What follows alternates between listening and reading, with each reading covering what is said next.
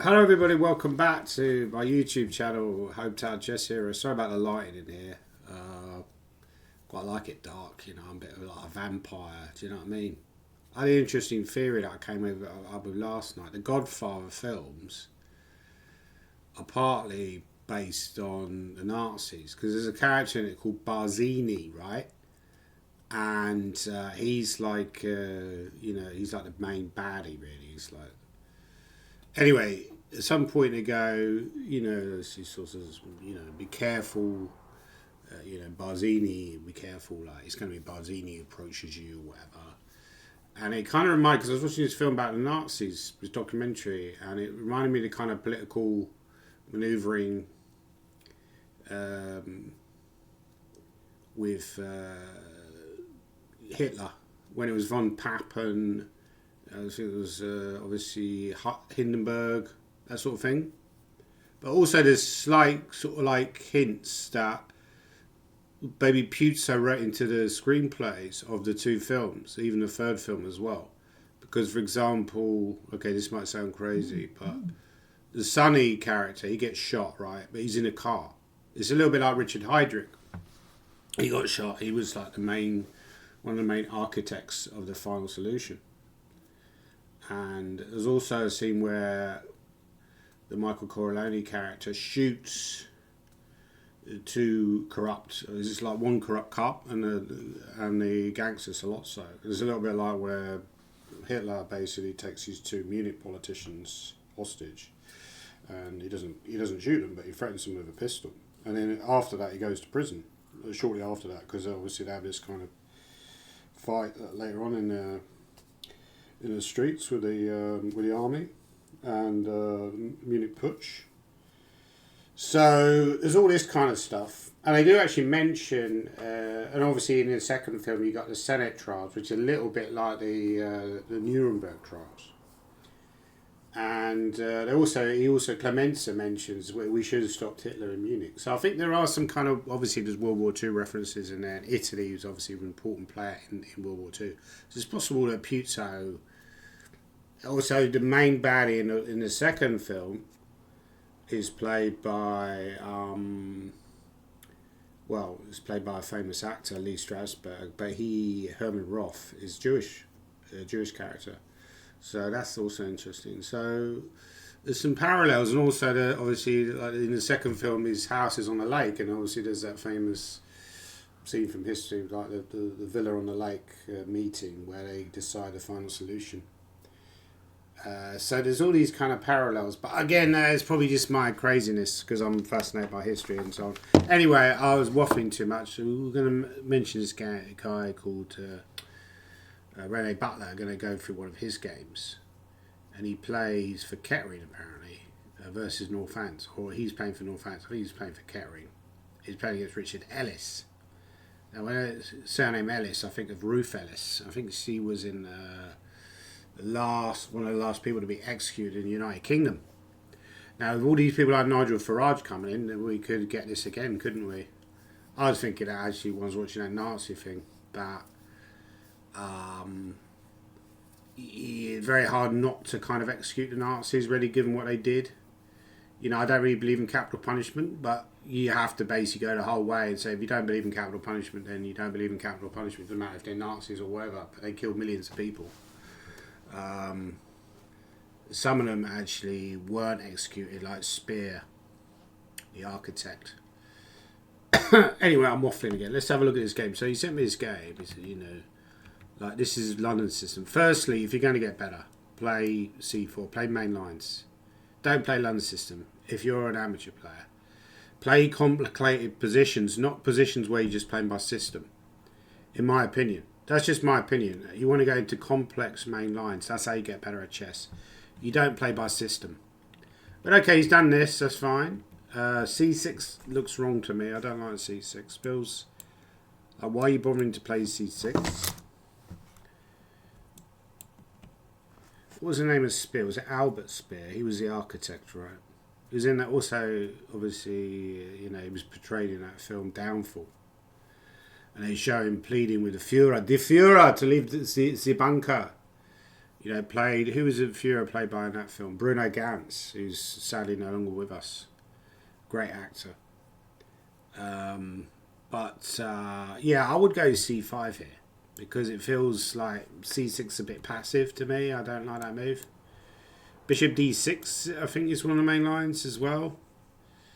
So c6, and again, if you're going to go c6, then I'm not going. c3 is too wet. I'm going to go c4.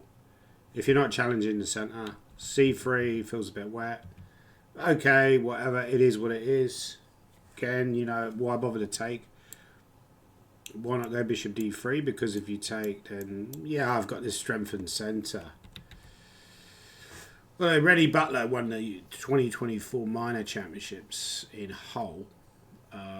He told me that he's getting a bit fed up with chess because I think he's, you know, a nice guy. He's a journalist by profession and also PR.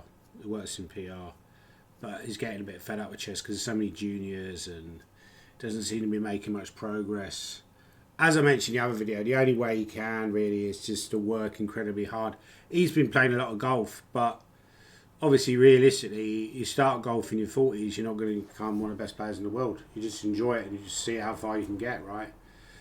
If you want to be one of the best players in the world, you have to start when you're in your younger years, in your teens. You know, a lot of the better players now, like Tiger Woods, he started playing golf when he was 2, right? You know, same with chess. Like, the better players are generally starting very young. There are some exceptions, but most of them are starting very young and they're prodigies, and they continue to be strong. Anyway, I'm waffling yet again. It was Barzini, Michael. It was Barzini who approached me. So yeah, that Barzini character, there's Nazi in his name. If you look at that, Barzini, Nazi, is actually included in his name. So yeah, it's all a bit weird, isn't it? So maybe there is some kind of, obviously there's, when I saw an interview with Francis Ford Coppola, he said that it was Godfather was a love story between Michael and Kay. You know, so that he showed that all these travails they go through, but there's still some love there. That's an interesting take. So it's true that I'm probably just making this theory up, but leave your comments down below, or don't. I don't really care. You know, Bishop d3. Yeah, so bishop a6 by black is quite a reasonable move because it takes a lot of sting out of the position.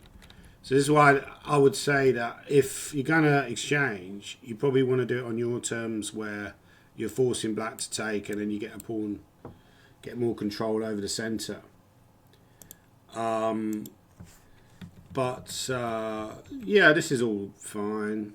I mean, you could actually prevent that with queen e2, but the problem is then black goes a5 anyway. And then does this, so I'm not sure you can prevent it long term. So we get this position. e4 is a good move. Queen e2, yeah, excellent. There's all good stuff. Knight c7, h4. I think that's a decent move because black isn't putting the centre under much pressure. Always say that when you've got a position where your centre isn't under a lot of pressure, that is when you can go for the rook pawn. When they're putting your centre under a lot of pressure, that's different. But here, they're not really putting the centre under a huge amount of pressure. Yes, they can take, but you can always take back. So h4 feels like a decent move. I'd also consider taking as well, but maybe taking isn't the best. h4, okay, knight d5. Yeah, h5, again, decent move, yeah. It was here black, you know, I still, like with amateur players, I don't think enough about captures. You know, why isn't either player taking either on c5 or d4? You know, it seems like black should be taking on, well, they do actually do that in the next move, which seems like a reasonable way to play. Oh no, hang on, so we had this move c4, which I was slightly surprised by. Rook a d1, so we got all this trades, b3, knight d7. Oh, okay. Well, that's a shocking blunder because he could play something like Queen d4, for example, and you're probably doing quite well as black, I would imagine. There's always Queen a1 check to bow you out. So knight c6 is a move, but then Black has a lot of choice there. They could just go queen a1 followed by a5, for example. It's probably okay. Maybe queen d7 also possible. Not sure. Also queen c7 here. I think black is fundamental. I think the position is, if anything, I'd rather be black here because of the weak pawn on h5. That you feel like you've got a good chance there. But he blundered with knight d7, terrible blunder. Queen d3. I don't know how long the guy played on and made on that move, spent on that move. But queen d3, already completely winning. So you would have to say bad technique by white here, not to win the game.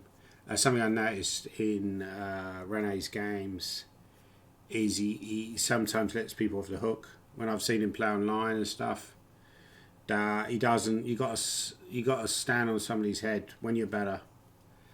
Maybe a move like queen d4 here, but okay, queen f3, and then they got the trade, and this should still be completely winning. f5. So his idea is to play king f7, king e7. Okay, but okay. Firstly, I could play knight e5 to c6. Is one idea. Secondly, I could play c5 like the game, which feels like it's probably good. Maybe b4 actually. Let's say we had a line like this. Okay, let's say you go here, or you could also take, and then you go here. Well, knight e5 does look completely winning to me. Probably not c6 because of king d6, but knight e5 is good. You're not really going to be able to do enough with your kingside pawn, so that should be completely winning. So maybe the better option was to actually go b4 there. Use those pawns rather than c5. Also should be completely winning. f4 here maybe, just to clamp the pawns. I'll just play that at some point. I would throw that move in. Again, I don't know the analysis here. You sent me the lead test file which had the analysis. What I did, I downloaded the file and I deleted the analysis, so I have to use my own brain, which makes it more fun to analyse. You know, analysing computers is very boring. King e7. Yeah, I don't like knight b7. Why bother to move the knight like that? I think there's something that amateur players struggle with. They feel they have to do something on every move, right? You don't have to do it. So you've already got a good position. Why aren't you improving it? Play improving moves. So something that amateur players have to work on a lot is someone like Rene. Just work on being patient, play improving moves. You know, use your king here. Play b4 maybe. I don't know how clear this position is though. It's starting to. It's not as simple as it was earlier. And black at you know you always have to watch out for black's h-pawn. So suddenly already it's become a little bit problematic. It possibly is still winning. Yeah, it feels like it's possibly still winning, but it's a lot tougher than it was because of already bad technique. You know, why not throw in f4? Why not activate the king earlier? You know, why not even just go f4, king at g2 now? You know, just bring the king into the game. Anyway, knight b7 feels weird, and then knight a5. King, knight, yeah, something's gone wrong to play with like knight g2. It's still winning this position, I'm sure. Like b4 must be good, right? Knight g2. King g3, knight e1, king d5, knight d3, and off for a draw. Interesting. So obviously at this point he's worried that he might lose. Not sure what the evaluation of this position is, because suddenly black can start going h5, h4, start pushing the e-pawn. It's a very depressing game from white's perspective when you're completely winning to get to this position, and it's something where something I think I was always fairly good at was winning one positions. I think I was always fairly reasonable in the endgame. So I don't think I would have ever blown this position during the course of my career, a position this good. But, you know, I've blown positions. I've blown one positions. Never this one, though. You know, let's go through with the engine. Let's see what the engine thinks. Right, so at this point, the game is more or less equal. No, queen c6 didn't like a waste of a move. You've already activated the queen. That's what I said with amateur players. They feel obliged to do something on every move. Why not move the rook? You've already moved the queen, right? Well, knight c7, put the knight on a better square. You've already moved the queen. You don't need to move the queen again. And now already white is a lot better. Actually, h4 was not a good move. He could have just gone knight e5, right? Yeah, I was saying that at some point you want to take on c5, right? Now not so clear. So I quite like the idea of h4, but it's somehow backfired.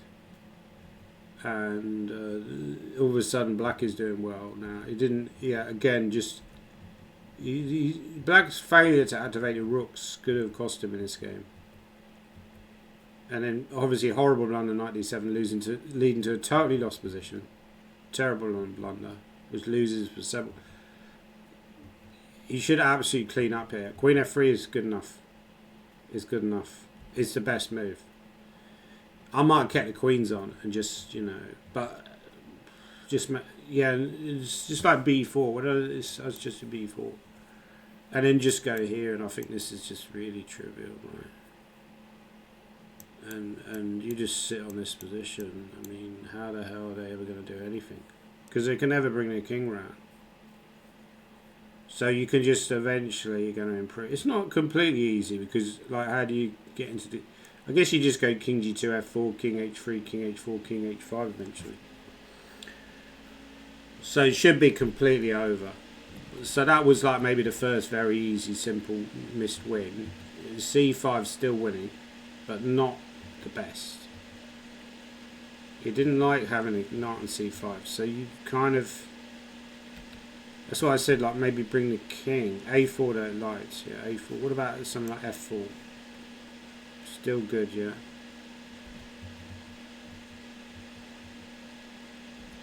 Knight b7 it liked, actually. It's still, yeah, it feels completely winning. I mean, there's something wrong with the chess, is this? Yeah, obviously, why aren't you just attacking the pawn, right? Now it's actually quite, yeah, quite, well, completely winning still. b4 actually, and knight g2, very strange move. That feels like panic. Like you don't know what you're doing, so you don't know how to make progress. You're not sure about going b4, so you panic. That's what I keep saying about amateur players. They feel like they need... That's why they can't just push pawns. They can't just improve the position because they feel they need to do something on every move. I'll go knight g2, knight h4. Because after knight g2, if he goes king d5, I go knight h4. You don't need to move the knight. Knight's already well placed. I need to do a series on how to get amateur players better at chess because this is a truly atrocious technique. So I'm only kidding. Well, I'm not kidding. It's actually really bad. It's still completely winning. But king g3 is a very strange move. It looks weird, right? Because you're not really activating the king and you're running into moves at h5. So even after knight d3, completely winning for white, but of course he's panicking a little bit because of the counterplay. And he's not sure how to assess it anymore. But it's not so easy now if they go king d4, yeah. But if they go king d4, knight b4, king c3, you've got knight c6, right? King takes, and then maybe knight a7, king takes, then come back again. Because your knight should win against the pawns on the king side if you end up winning the e-pawn.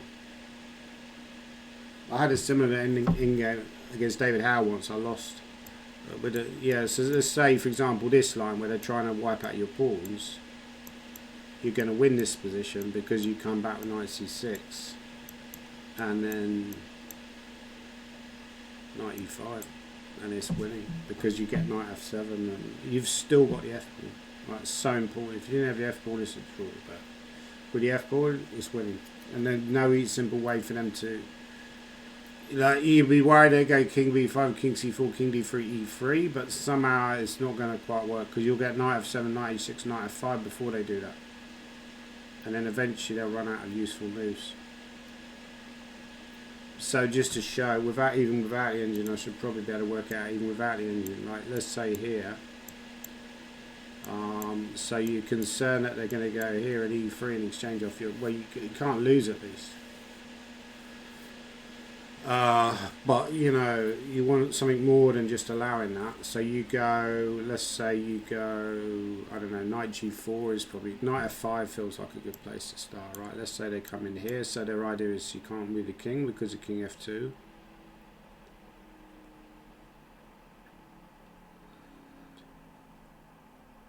It's still, yeah, not 100% easy, but I think it should be winning.